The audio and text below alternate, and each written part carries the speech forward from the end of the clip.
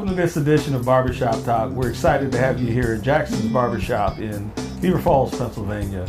And we're here with the woman that runs this place, Ruth Ann. How you doing? I'm doing well, Todd. How are you today? Good. Wonderful. I wonder if you could start by just telling us, what is Jackson's Barbershop? Give us some of the backstory of that. It's a community place. It's a mainstay place. It's a piece of history, actually. This place has been here for a very, very long time. Mr. Jackson's father started this business. And Mr. Jackson loved this business himself. And he introduced me to the business, and I've grown to love it as well. And you've been here in Jackson's Barbershop how long? Oh, I don't know. It's been so long. I don't know. But he's been such an exceptional human being in my life. As you men know what it is to have a father in your life. Right. Yes. My father was absent in my life. And Mr. Jackson was a father I never had. Wow. And it's just I feel so enriched having known him. Speaking of being a woman, can you talk to us about what it's like to be a woman in a predominantly male environment? Wow. Oh, it's easy. That's a good thing. It's really easy. It's almost like I was born for this. Because I just fit, didn't I, Todd? Did. So from the very beginning, I was never uncomfortable here. Okay. Mr. Jackson made sure, he always respected me. So all the men that came through this door respected me. So it's just been, it's been kind of easy for me, actually. That right? Yeah, it wasn't much of a challenge. Do you feel like some topics for discussion were off limits because you're a woman? Well, no. Because I think all topics should be addressed. And we did. We addressed most of them. I'll say sometimes we kept it clean. you even initiate. Well, I did. A lot of the That's so conversations. true. That's so true. Okay. From a female's perspective. I ran a lot of guys out of the door. Okay.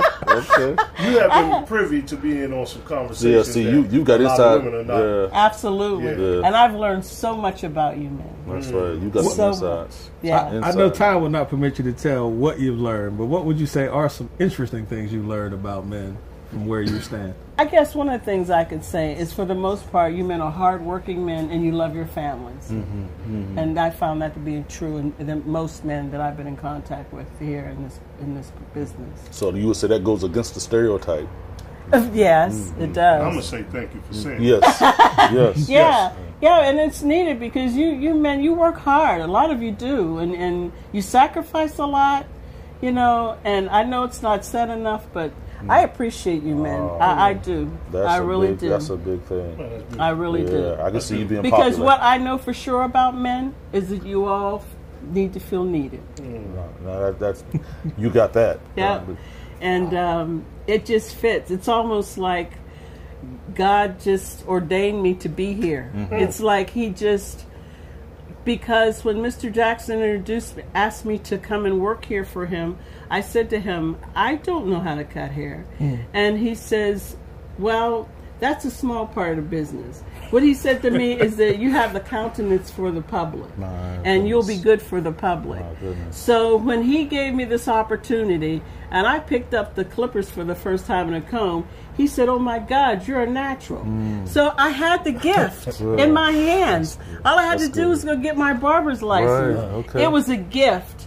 God just put me here. Wow. And that's something to be, to be a student of a visionary. Yeah. I mean, someone to pour into your life. Right. Oh And my. someone that, to say some things like that and to have the wisdom Yes. inside of them to see or to project Yes. 30 to 40 Absolutely. years.